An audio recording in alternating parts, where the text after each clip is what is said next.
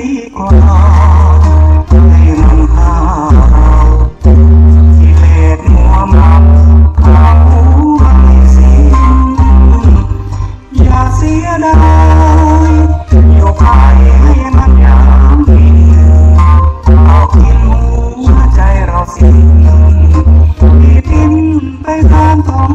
กา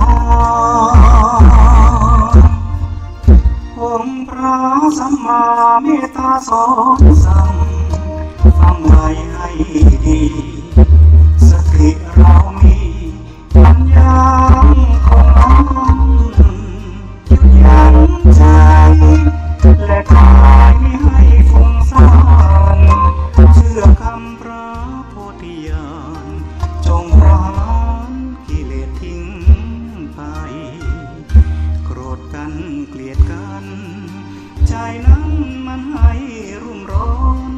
อยู่อย่างเบื่อเหนื่อยกายทายทอนทนมนมองว่าหุ่นสวงนายเธอจ้าเธอ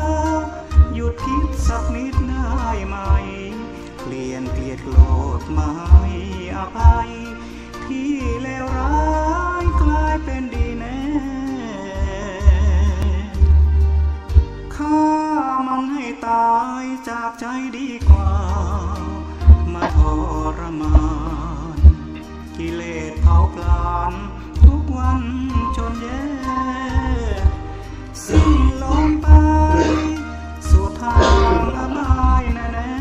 ๆโลกโกรธลงปลงได้มีแต่ความสุขแท้อยู่ในหัวใจ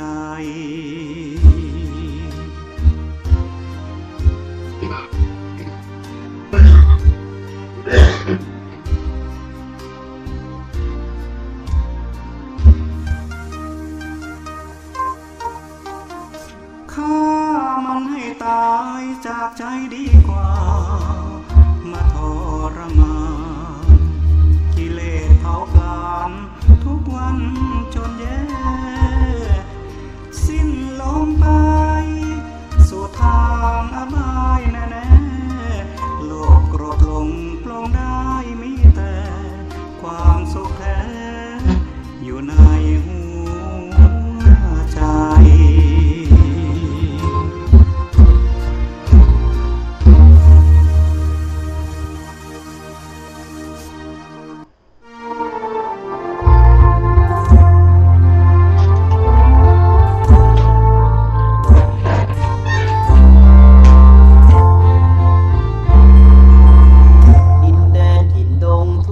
กันดารมีนามเรียกขานของสิทธิพระตถาคตผู้ออกเผยแผ่ธรรมะแก่ผู้ราชนมีใครมองมนปลดทุกข์ด้วยทางธรรมธรรมจาริกธรรมจาริกธรรมจาริกป่า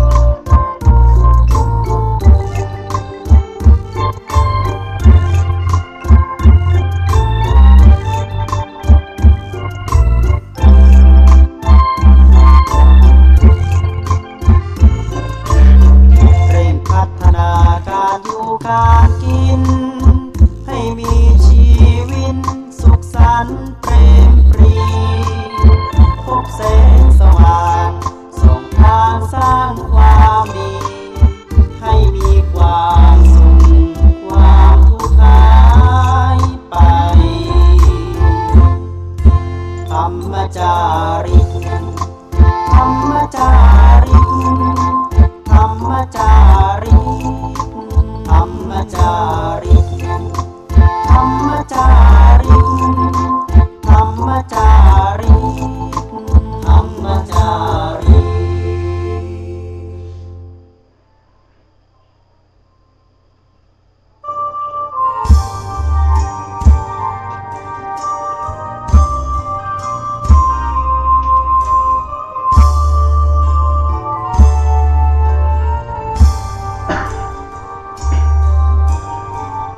วันเข้าพรรษา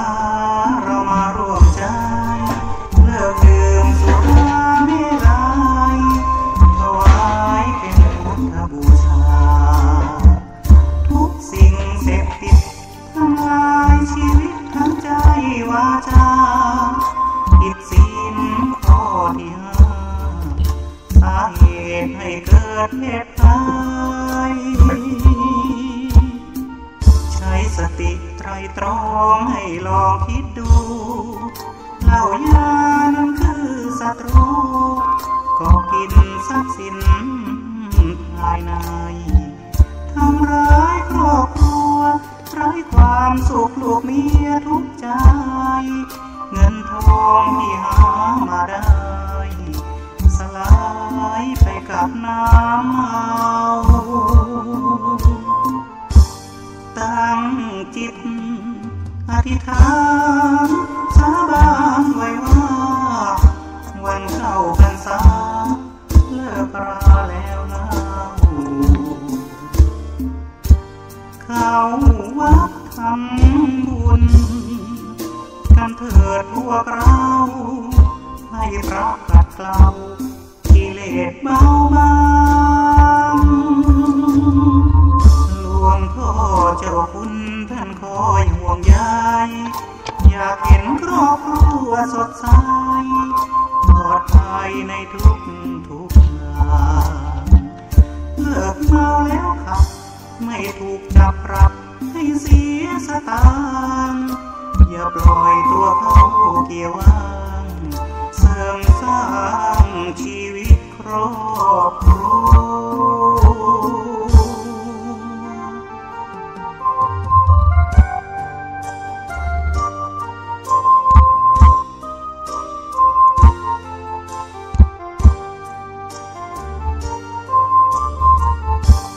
ตั้งจิตอธิษฐานสาบานไว้ว่าวันเข้าพรรษาเลิกราแล้วนะเข้าวัดทำบุญกันเถิดพวกเราให้พระขัดเกลากิเลสเบาบางหลวงพ่อเจ้าคุณท่านคอยห่วงใยอยากเห็นครอบครัวสดใสปลอดภัยในทุกอย่างเลิกเมาแล้วขับไม่ถูกจับปรับให้เสียสตางค์อย่าปล่อยตัวเขาเกี่ยวอ้างเสริมสร้างชีวิตครอบครัว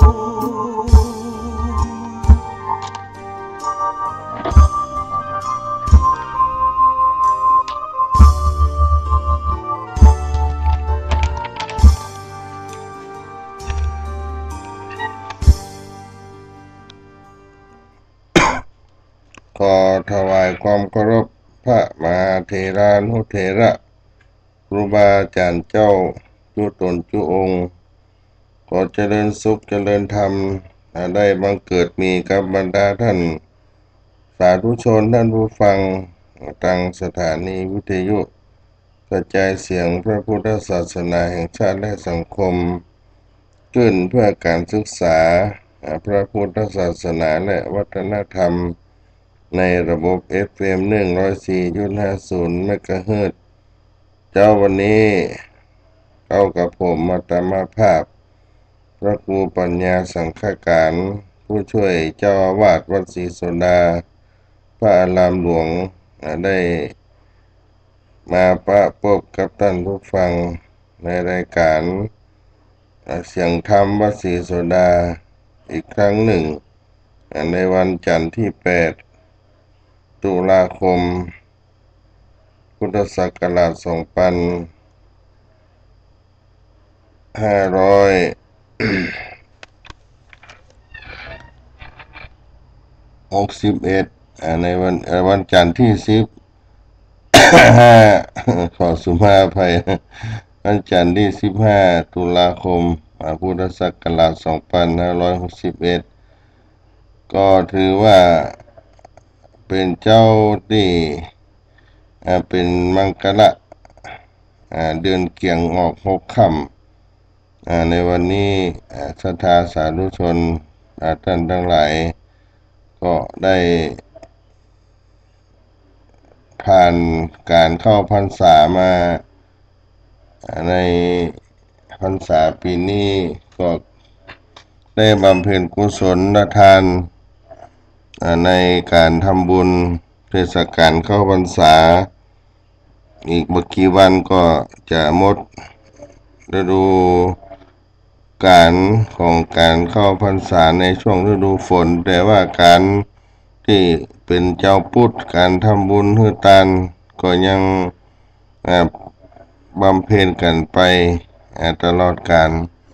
อาตมาภาพก็ได้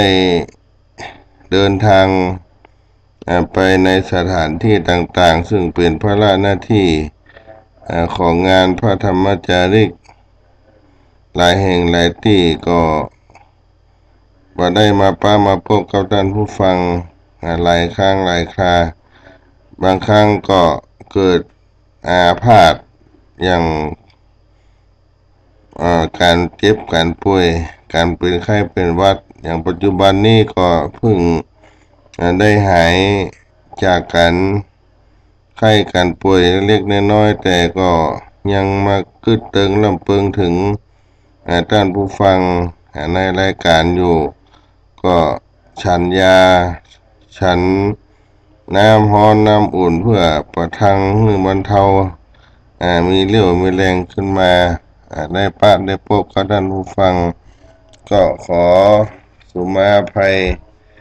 กับครูบาอาจารย์ถ้าหากว่าเสียงมันบ่ชัดบ่เจนบ่เปล่งบ่ใสอย่างใดก็ตามก็ขออนุญาตให้อภัยครับกับผมอาตมาภาพด้วยการดำงานของท่านพระครูปัญญาสังฆการก็มีภาระหน้าที่เดินทางไปออกนิเทศตรวจเยี่ยมพระธรรมจาริกไปทั่ว20 จังหวัดในเขตภาคเหนือภาคกลางตอนบนภาคเหนือตอนล่าง ตั้งแต่จังหวัดเชียงรายพะเยา เชียงใหม่ลำปางลำพูนแพร่น่าน ตลอดไปถึงจังหวัดตากแม่ฮ่องสอนเพชรบูรณ์กำแพงเพชร เมืองกาญจนบุรีบนเกาะหลายที่หลายแห่งก็ไปเพื่อเยี่ยมไปเยียนไปพอไปคอยคณะพระธรรมจาริกก็เป็นงานที่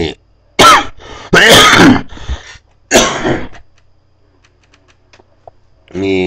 ภาระหน้าที่ประจำเพราะฉะนั้นก็ถ้าหากว่าขึ้นไปบนดอยแล้วอาจจะอยากจะออกวิทยุออกอากาศก็มีสัญญาณไม่ขึ้นบางทีก็บ่พอสะดวกสบายในการเดินทางต้องอยู่ในรถในรางอย่างนี้เป็นต้น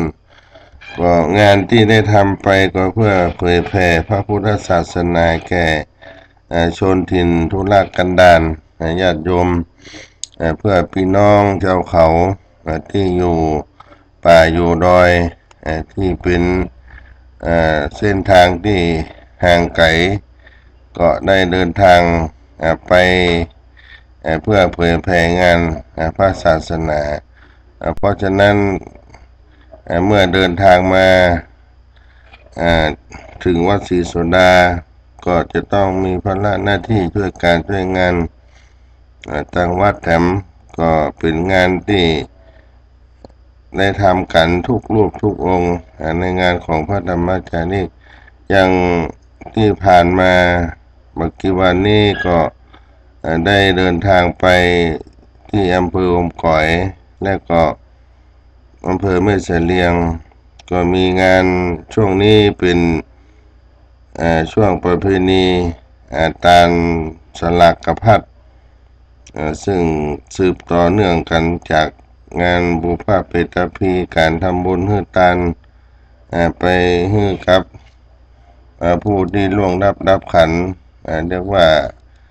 ประเพณีตาลหาผีตายผีแต่เก่าเน่าเมิน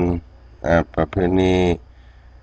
ที่เฮาจักก็คือเดือน12 เพ็งที่เฮาถือว่าเพิ่นปล่อยผีปล่อยเพศได้ออกมารับส่วนบุญส่วนกุศลก็ทำกันไปในช่วงเดือน12แล้วก็เป็นช่วงที่เริ่มของการตาลสลากกพัดก็เดินทางไปที่อาสมพระธรรมจารีกบ้านห้วยปูลิงตำบลม่อนจองอำเภออมก๋อยจังหวัดเชียงใหม่และก็ไปที่อำเภอแม่เสลียงเป็นบ้านกะเหรี่ยงบ้านไตใหญ่2 แห่งซึ่งจัดงานประเพณีที่บ้านศพหารอำเภอแม่เสลียงก็เดินทางไปก็สุขภาพก็บ่สบายเป็นไข้เป็นหวัดไอปากก็ไปก็ไอไปนั่นก็พยายามที่จะยกฉันยาขึ้นไปก็พยายามไปถึงพี่น้องบนเขาบนดอยตวยงานสลากกพัดบนเขาบนดอยนั้นเพิ่นก็อยากจะทำในฐานะที่1เกิดมาได้เป็นชาวพุทธ2ได้เกิดมาในแว่นแคว้นภาคเหนือล้านนาของเราก็อยากจะทำให้มันเหมือนกันในการทำบุญฮื้อตาลเหมือนกับพี่น้องคนพื้นราบพื้นเมืองของเรานี่สลากกพัดเป็นประเพณีที่สำคัญถ้าเรามาสืบมาทอดกันก็มีไผฮู้จักกันไปในอนาคตในวันข้างหน้าสลากกพัดนั้นเป็นทรัพย์ในพระวินัยปิฎกที่เรียกว่าการถวายทานแก่พระสงฆ์วิธีหนึ่งโดยการจับสลากเพื่อแจกภัตตาหารเป็นปัจจัยที่ได้รับจากผู้ศรัทธามาถวายเพื่ออนุเคราะห์แก่ผู้ศรัทธาที่มีปัจจัยวัตถุจำกัดมาสามารถถวายแก่พระสงฆ์ทั้งหมดได้โดยสลากกพัดนับเนื่องในสังฆทานที่มีอานิสงส์นักก็ถือว่าแม้จะตั้งสลากถวายกับพระภิกษุรูปใดรูปหนึ่งที่จับสลากได้ก็ย่อมได้ถวายกับพระสงฆ์ที่มาในที่นั่นทั้งหมดเพราะสลากที่จับนั้นพระสงฆ์ทุกรูป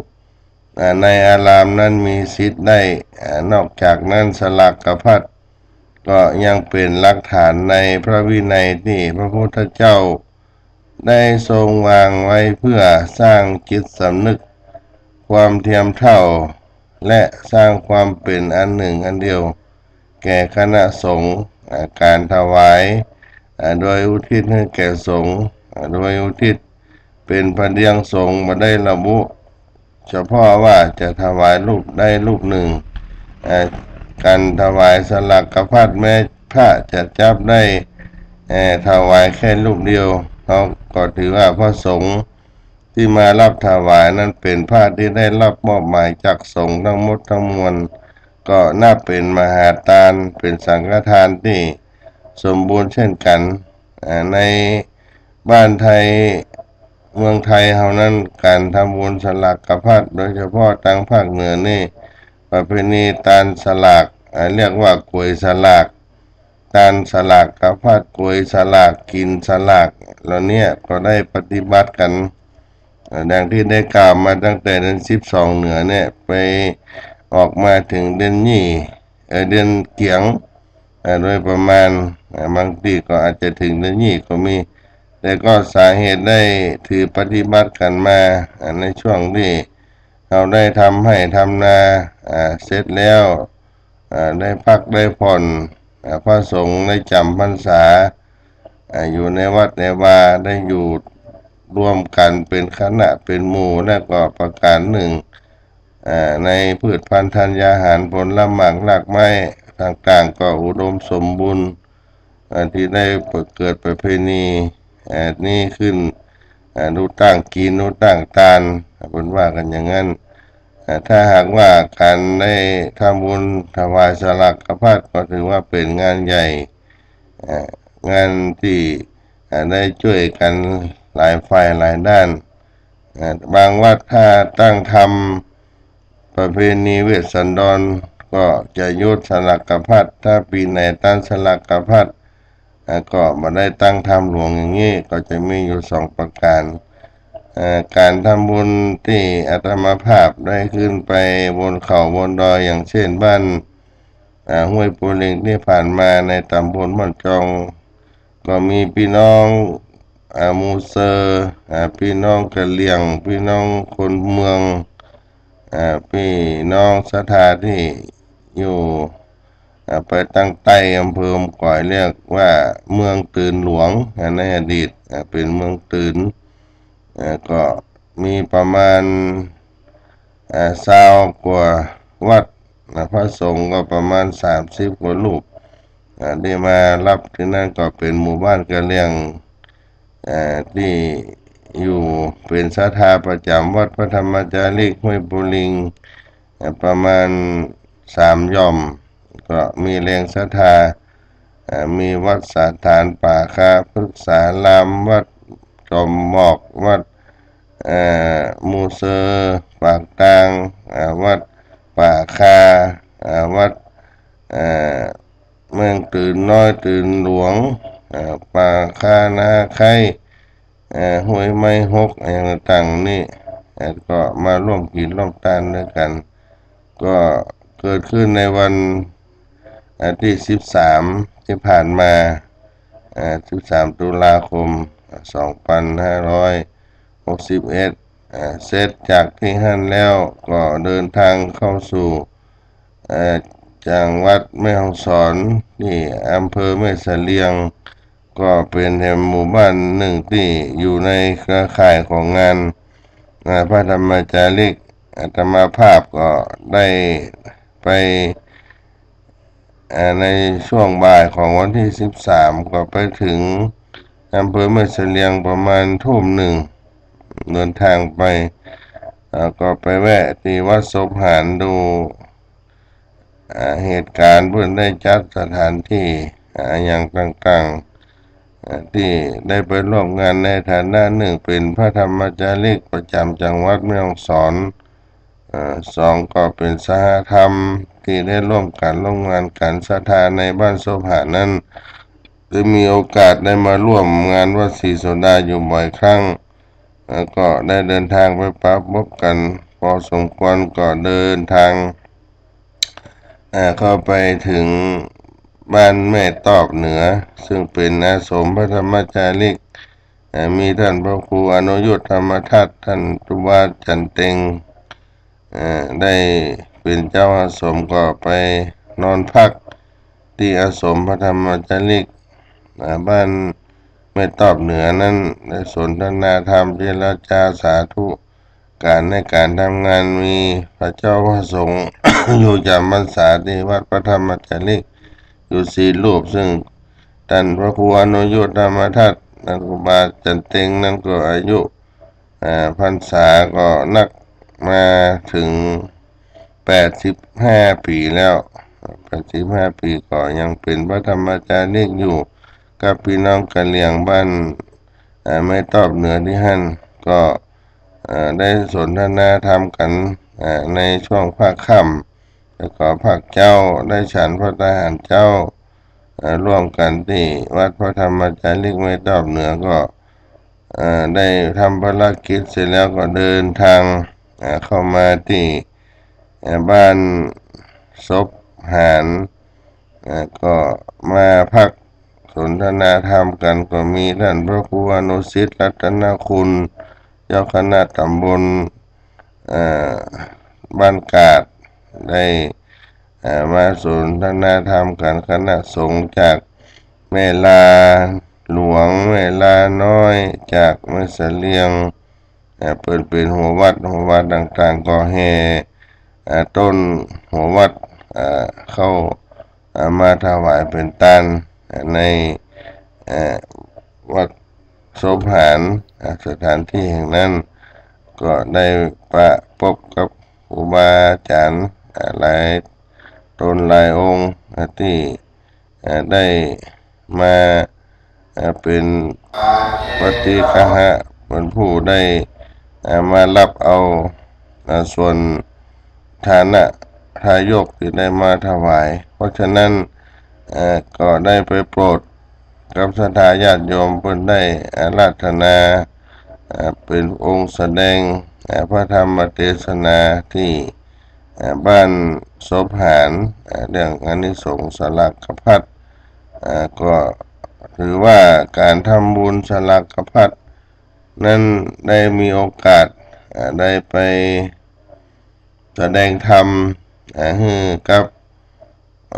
พ่อแม่พี่น้องศรัทธาที่อยู่ในวิหารได้กล่าวได้ความเป็นมาต่างๆซึ่งประวัติในการตานสลักพัดก็เกิดขึ้นในหลายเรื่องหลายตำนานก็มีว่าเรื่องในพุทธกาลนั้นที่พระพุทธเจ้ากำลังแสดงธรรมอยู่ที่พระเชตวันมหาวิหารได้มีลูกสาวของเศรษฐีผู้หนึ่งได้อุ้มลูกน้อยของตนนั้นนางได้วิ่งหนีเข้าไปได้มอบลงต่อหน้าพระพักตร์ขององค์สมเด็จพระสัมมาสัมพุทธเจ้าได้ขอความช่วยเหลือจากพระพุทธองค์โดยที่นางหนียักษ์ที่ไล่ตามนั้นเพื่อจะกินลูกของนางเพราะนางยักษ์และลูกสาวเศรษฐีนั้นเคยอาฆาตจองเวรต่อกันมาหลายภพหลายชาติพระองค์จึงได้ทรงแสดงธรรมสอนนางยักษ์ให้หยุดการอาฆาตพยาบาทซึ่งกันและกันและก็ให้เว้นการทำลายชีวิตมนุษย์และสัตว์ทั้งหลายโดยให้นางยักษ์สมาทานศีลห้านางยักษ์ก็ทูลพระพุทธองค์ว่าถ้าเป็นอย่างนั้นนางก็บ่ฮู้จักจะหากินอย่างใดเมื่อเลิกกินมนุษย์กินจีนคนเนี่ยเพราะสัตว์และก็สัตว์เป็นอาหารลูกสาวเศรษฐีจึงขอรับนางยักษ์ไปอุปการะเลี้ยงดูที่บ้านของนางเมื่อนางได้ไปอยู่ที่บ้านของลูกสาวเศรษฐีได้แนะนำในเรื่องการเกษตรการทำมาหากินปลูกข้าวปลูกนาทำไร่ทำสวนด้วยเหตุที่นางสามารถได้อย่างรู้ดินฟ้าอากาศทำให้ฐานะของลูกสาวเศรษฐีได้ร่ำรวยขึ้นกว่าเดิมแถมชาวบ้านที่อยู่ในรอบก็หันวิธีอาการที่นางยักษ์ได้สอนให้กับลูกสาวเศรษฐีแล้วก็เกิดความร่ำความรวยขึ้นมาทำมาหากินก็ดีขึ้นก็ได้นำเอาของต่างๆมาถวายเป็นบรรณาการให้นางยักษ์นั้นได้มีของใช้ของบริโภคต่างๆเพื่อบูชาคุณนางจนกระทั่งเข้าของต่างๆที่นางยักษ์มีนั้นมากเกินความจำเป็นนางก็ได้นำเอาเข้าเอาของนั้นถวายแก่พระสงฆ์แต่เนื่องจากสภาพสิ่งของทั้งหลายนั้นบ่เหมือนกันบางอันก็หนักบางอันก็น้อย นางก็จึงได้ถวายเป็นสลากกพัดให้แก่พระสงฆ์ได้จับฉลากภิกษุรูปใดที่ได้ของมีค่าและบ่มีค่าเท่าเทียมกันก็บ่มีเกิดความเสียใจอันใดเพราะเป็นโจ้ของแต่ละองค์เป็นประเพณีที่ได้ตามสลากอันหนึ่งและที่มาแถมเรื่องหนึ่งก็คือสมัยพุทธกาลที่พระพุทธเจ้าได้ทรงสอนให้การที่เราบ่ได้จองเวรซึ่งกันและกันกับนางยักษ์กับลูกสาวเศรษฐีนั่นก็ทำให้ได้เป็นที่อุปการะกันมาเป็นตำนานหนึ่งและแห่งอันหนึ่งก็เป็นเรื่องราวของละอ่อนเลี้ยงควายตาละกาเลี้ยงควายเป็นละอ่อนน้อยที่แนะนำห่อเข้าที่ปากันไปนั่นจะเลี้ยงควายตลอดวันก็ห่อเข้าไปจากบ้านเป็นเด็กเลี้ยงควายด้วยกันก็หันภิกษุกลุ่มหนึ่งได้เดินธุดงค์มาผ่านก็มีความประสงค์ที่อยากจะทำบุญเพราะถึงเวลาที่จะต้องฉันพระทหารเพลหรือกินข้าวต้อนเนี่ยมาลอดมาถึงแล้วก็ได้ปากันนำห่อเข้านั่นเข้าไปถวายพระสงฆ์ที่เดินทางซึ่งก็มีพระเถระอายุพรรษานักละเปิ้นอยู่ตัวหนึ่งต่างก็อยากจะทำบุญให้กับเปิ้นแต่ก็ได้แนะนำให้ละอ่อนเลี้ยงควายนั้นไปหาไม้เป็นแผ่นมาเขียนสัญลักษณ์เป็นชื่อเป็นนามของตัวเก่านั่นเอาใส่ห่อข้าวของฝ่ายของมันแล้วพระสงฆ์ก็ได้จับฉลากจะได้ห่อข้าวของคนใดคนหนึ่งตามโชคตามดวงที่จะได้ไปก็เป็นเหตุของสลากกพัดอันหนึ่งที่ละอ่อนเลี้ยงควายได้เอาห่อข้าวไปจับสลากถวายกับพระสงฆ์ก็เป็นประเพณีที่เราได้ทำกันมา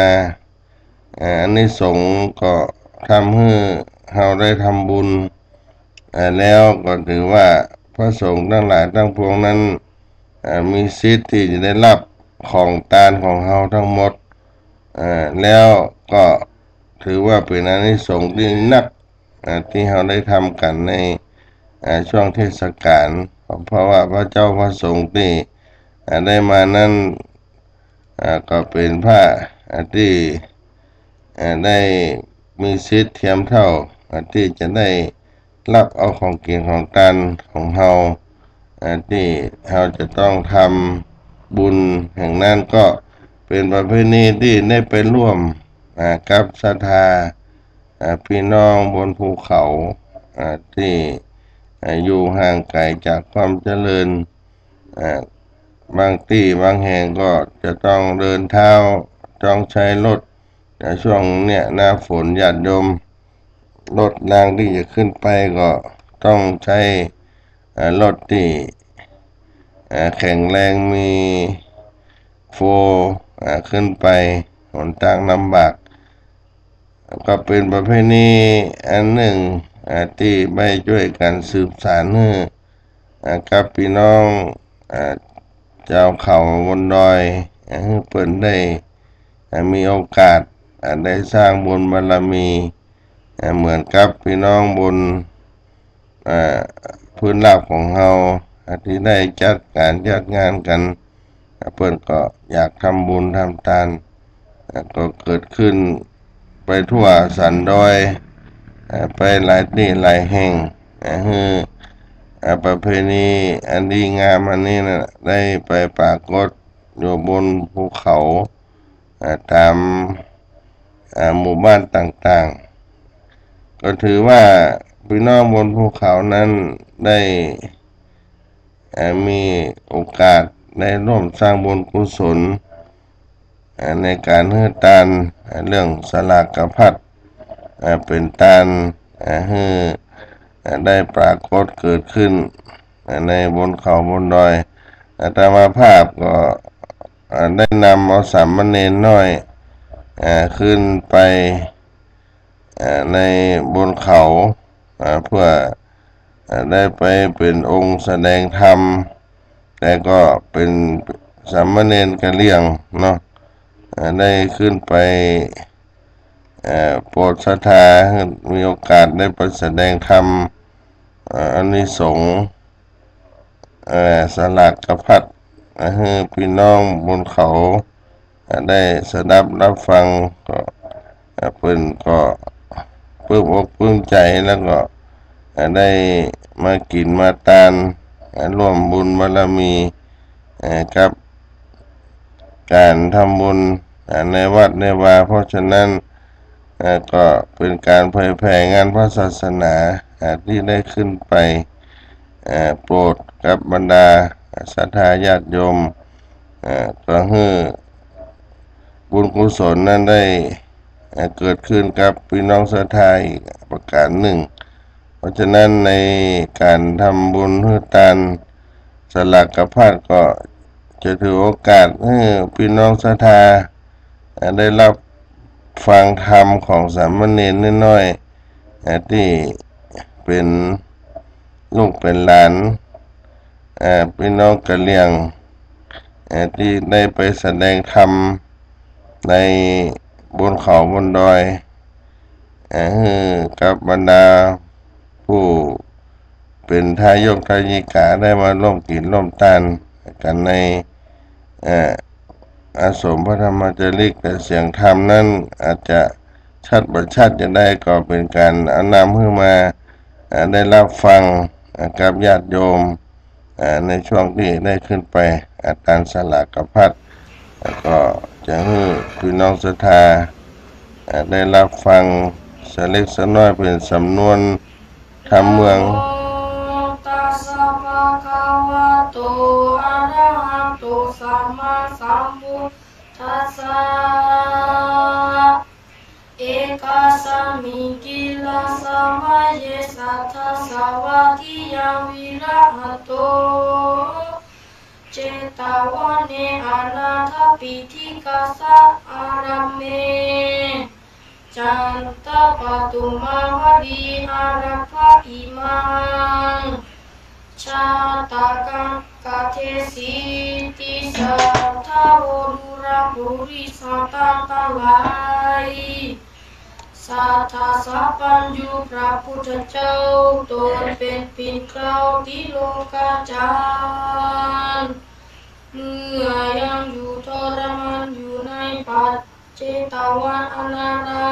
มนางในอนาถปิฎกามหาเศรษฐีหากสร้างตนเป็นทาสอันมีในที่ไกลเวียงสาวัตถีมีพม่าน500 เจ็ดขาธนูก็มีเล่ถ้าในกาลอย่างนั้นนางจันทปตุมาวดีก็มานั่งยายมวลในท่ามกลางธรรมสภาก็เชียนจานซึ่งการไปมาว่าอาวุโสดุระปุริสาตั้งหลายหมู่ส่วนว่านางจันทปตุมาวดีนางก็มีใจใส่ศรัทธาในศาสนาพระพุทธเจ้านางก็เมื่อตานมากนักมีพม่านว่าได้7 วันก็มีและอาทัคโคภควาอันว่าสัพพัญญูพระพุทธเจ้าได้ยินคำพิพูดทั้งหลายเก่าคำสามนั้นจึงกล่าวว่าภิกขเวดูราพิพูดทั้งหลายอันว่านางจันทปตุมาวดีนั้นมีใจใส่ศรัทธาใน ได้มือตามนางนักการว่านังได้มังปัจจคานตังหาก็ได้เอาตนเมื่อเกิดในห้องฟ้าเลิศอยู่สวยสัมปติมากนักก็มีแลใน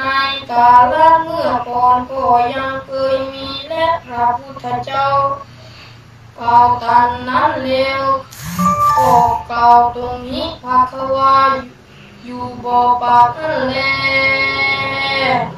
ที่นั้นเจ้าภิกขุทั้งหลายก็อุปาทนาว่า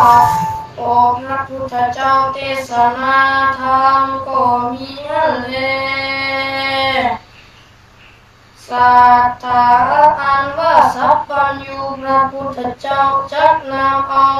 ติกาติตามาเทศนาภิกขุทั้งหลายจึงเทศนาว่าอาทิเตกิราภิกขเวโกพรหมทัตโตนามราชาภาราณสียังรัชชังกาเลสีดังนี้เป็นต้นภิกขเวดุราภิกขุทั้งหลายในกาลอันล่วงพ้นไปแล้วยังมีเต่าตนแก้วจึงพรหมรัตชะเป็นพระยาในเมืองพาราณสีหากมีทาราราชธรรม10 ประการก็มีแล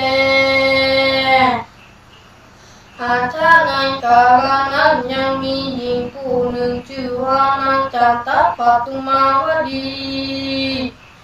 ก็อยู่ในเมืองพาราณสีก็เตียนยอมมือมหาตาแก่เจ้าภิกขุทั้งหลายเป็นอาสมากนักก็มีแลเอกทิวสังโฆยังมีในวันหนึ่งเรานางนราจันตปทุมาวดีนางก็รำเปิดใจว่าในวันพรุ่งนี้จักทานข้าวสลากพัดและข้าวน้ำโภชนาอาหารเป็นตานแก่เจ้าภิกขุทั้งหลายจะเลคันว่านางคณิใจสั่นแล้วก็ถือเอาเข้าตอกดอกไม้พร้อมด้วยคาถาพองหอมเข้าไปสู่สำนักพระพุทธเจ้าแล้วอาราธนาพระพุทธเจ้าและเจ้าภิกขุทั้งหลายว่าพระเตภควาข้าแด่พระพุทธเจ้าผู้ข้าขอนิมนต์ธนาพระพุทธเจ้าพร้อมด้วยเจ้าภิกขุทั้งหลายเมื่อรับการเอาเข้าสลากพัดในเรือนแห่งผู้ข้าในวันผู้เมื่อเจ้านี้เจอกันว่านางอาราธนานิมนต์พระพุทธเจ้าแล้วก็กลับคืนไปสู่เรือนแห่งตนก็มีแลในคืนนั้นรุ่งแจ้งแล้วนางแก้วจันตปทุมาวดีก็คนทั้งหลายตกแต่งเร่งได้ยังเข้านัดโภชนาอาหารอันปาราณสีตั้งมวลรักมวลแล้วก็ตานแก่เจ้าภิกขุทั้งหลายพระพุทธเจ้าเป็นประธานนางก็อธิษฐานหยาดน้ำตกเหนือแผ่นดินนางก็ตกกรรมปรารถนาเราเป็นคาถาว่าพระเตอิมินาปุยาเยนะสัตคเทวโลกังอุปัชฌายาธามิหังปันเตดังนี้ว่าข้าแด่เจ้าปู่โดยเตภละบุญกรรมอันนี้ของข้าได้ไปเกิดในสวรรค์เทวโลกไปบนยุงมีเตอประการหนึ่งข้าเกิดมาในภา วัจจาติอันใดก็ดีของผู้ข้าได้เสวยสัมปติอันนั้นมากนักด้วยอานิสงส์อันใดหือข้าเข้าสลากพัดเป็นตาลมีเตอตาตาในกาลยานั้นเจ้าภิกขุทั้งหลายก็กระตามประพัตตานุโมทนาซึ่งการแห่งนั้นอุปาสิกาก็กล่าวเป็นคาถาว่าอิชิตังปาทิตังปุมหังยิปะเมวัสเมชันโตสัพเพปุเรนตุสังคปายันโตปนารัสโสยถามณีโชติรัสโสยถาดูราอุปาสิกากัมพัฒนาแห่งนางนั้นก็จุงสมฤทธิ์ที่ดังกรรมอาธานาจุงเยือกจุงประการจุงมีเตอเจ้าภิกขุทั้งหลายกระตังกระพัตตานุโมทนาซึ่งตาแห่งนางแล้วก็ฌานเข้าน้ำโภชนาอาหารการบวชร่ำมนแล้วก็สมเร็จคืนสู่เมืองในที่อยู่แห่งโตก็มีแลตัสสมิคาเนในขณะบัดนั้นมีปัทุกรรมภละสี่บาทอันเป็นติภละอาสนะแห่งอินทตาธิราชเจ้าก็กระดังแข็งในบาทเดียวนั้นก็มีแลอาทัตตาในกาลนั้นสักโกเทวราชาส่วนว่านางพระยาอินทตาตรงเป็นใหญ่กว่าเทวดาทั้งหลายการดำเปิงในหอฤทัยรู้แล้วยังในเหตุการณ์ด้วยยาพยายับแห่งทิพย์แห่งตนว่าอาจจะในวันนี้นางจำทัพปัตุมาวดีเข้าสลากพัดเป็นตาแก่เจ้าภิกขุสังฆทั้งหลายมีพระพุทธเจ้าเป็นประธานว่าอันพระยาอินตานั้นก็มีเสียงสาธุการแก่นางแล้วก็หาฝนแก้ว7ประการตกลงมาในเมืองปาราณสีทั้งมวลอันเก่าโกนด้วยเมฆาโกลาหุนก็มีแลในกาลนั้นเจ้าเมืองปาราณสีทั้งมวลได้หารก็บังเกิดอัศจรรย์นั้นก็กล่าวคาถาว่าตานังนามมหาพลังโหติดังนี้อันชื่อว่าทุกตานี้ก็มีพละอานิสงส์กว้างขวางหาที่สุดบ่ได้แลพระยาปาราณสีก็หือคนตั้งหลายไปนำเอานางจันตปัตุมาวดีมาโดยสีวิไขเข้ามาสู่พระศาสแห่งตนแล้วตั้งไว้เป็นนางอัคมหิสีเตวีเป็นใหญ่กว่านางตั้งหลายอันใด16,000นางก็มีแลแรกแต่นั้นไปนางโนราชขันตปัตุมาวดีก็จำเริญตามเข้านามรักษาศีลบอกขาดบอกประมาทในกองบุญไปใจสละต่อต้องอายุแห่งตนกันว่าได้มั่งปัญจขันธ์ทั้งอาก็ได้เอาตนเมื่อเกิดจันฟ้าเมืองสวรรค์ก็มีแลนี้ที่ดังกิญาอันเทศนายังอานิสงส์ถวายท่านสลากพัดก็บังคมสมฤทธิ์เสด็จ ยะถาวริวหาปุราปริปุเรนติสังขรังเอวเมวะอิโตเตนะเปตนะอุปกปติอิจิตังปฏิตังตุหังจิปเมวะสมิชตุสเปปุเรนตุสังกปาจันโตปนารโสยะตามณิโชติรโสยะก็เป็นการแสดงธรรมของสามเณรน้อยที่เป็นชาวกะเหรี่ยงได้เอานำมาให้พี่น้องศรัทธาท่านทั้งหลายได้สดับรับฟังเรื่องอานิสงส์สลากภัตติจันตะปทุมมาวดีได้สร้างสลากภัตเป็นตาลได้มีพระอานิสงส์ในการทำบุญให้ทานตั้งแต่อดีตชาติมาถึงปัจจุบันชาติที่ได้เกิดมาอีกครั้งก็ได้เป็นอากาศมเหสีของพระเจ้าพรหมทัตราชาในเรื่องของการทำบุญสลากภัตที่เราได้ให้ทานที่ได้อู้กันไปว่าการถวายสลากภัตการจับสลากที่ให้พระเจ้าพระสงฆ์ได้จับฉลากขภัตนั้นก็เป็นอานิสงส์ทาน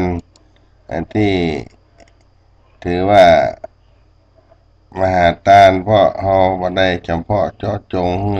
กับพระสงฆ์รูปใดรูปหนึ่งที่ได้เข้ามาสถานที่แห่งนั้นได้รับทานสลากขภัตของเราถือว่าเราได้ทานให้กับพระสงฆ์ทั้งหมดทั้งมวลที่มีสิทธิ์ที่จะได้รับของทานที่เราได้สร้างขึ้นในการจัดงานในเรียกว่าสลากภัตที่พระองค์ได้ทรงวางไว้เพื่อให้เราได้มีจิตสำนึกความเท่าเทียมกันความเป็นอันหนึ่งอันเดียวกันนอกจากนั้นแล้วการทำบุญสลากภัตที่ได้พเดียงมาได้ระบุเฉพาะเจาะจงกับลูกใดลูกหนึ่งก็ถือว่าเป็นการถวายทั้งหมดทั้งมวลที่พระสงฆ์ที่จะมีสิทธิ์ที่จะได้รับของทานของเราทั้งหลายนี่ก็เป็นเรื่องราวของสลากภัตได้นำมาเล่ามาให้พี่น้องท่านผู้ฟังต่างรายการได้รับฟังถึงบรรยากาศที่อาตมาภาพได้ขึ้นไปบนภูเขาบนดอยพี่น้องกะเหรี่ยงพี่น้องมูเซอร์พี่น้องที่อยู่ห่างไกลเฮานั้นก็อยากจะทำบุญให้ทานเช่นเดียวกันกับพี่น้องคนเมืองเฮาที่ได้อยู่ในห้วในเมืองเจริญรุ่งเรืองในหลายๆสิ่งหลายๆด้านก็เป็นงานหนึ่งของพระธรรมจารีกที่ท่านสาธุชนบางท่านก็อาจจะเคยขึ้นไปพบไปหันพี่น้องบนเขาบนดอยก็ได้นำเอามาฝากพี่น้องได้รับฟังแต่ว่าอาตมาภาพก็ได้ไปแล้วก็ไปแนะนำไปชี้แนะบอกกล่าวกับเปิ้นได้ฮู้ได้กินได้ทานได้สร้างบุญบารมีกับการทำบุญนี้อีกครั้งหนึ่งเพราะฉะนั้นเจ้าวันนี้ก็ได้นำเอาธรรมะได้เอามาฝากกับพี่น้องศรัทธาเล็กๆน้อยๆถ้าหากว่าเสียงม่วนงานเป่งป้อยอย่างใดก็เนื่องจากว่าเพิ่งจะหายไข้หายเมื่อยในการขึ้นป่าขึ้นเขานั่นเป็นวัดเป็นไอก็ขออภัยอาตมาภาพพระครูปัญญาสังฆการท่านพระครูพรหมินทร์ไว้ในโอกาสนี้ด้วยก็จะมาพบกันใน วันเวลาต่อไปของเสียงธรรมจากวัดศรีโสดาพระอารามหลวงวันนี้ขออำนวยพรให้ทุกท่านได้อยู่เย็นเป็นสุขกันทั่วหน้าจัตตาโลธรรมวัฏันติอายุวันโนสุขังพลังถิ่นดงธุรกันดารมีนาเรียกขานของศิษย์พระ ตถาคตผู้ออกเผยแผ่ธรรมะแก่ทุรชนมิให้มองมนปลดทุกข์ด้วยทางธรรมธรรมจาริกธรรมจาริกธรรมจาริกกลางป่าหรือว่ายอดดอยท่านไม่เคยถอยเฝ้าคอยชี้นำให้ใช้ธรรมะขององค์พระพุทธธรรมให้ใจสุขล้ำน้อมนำทำกรรมดีธรรมจาริกธรรมจา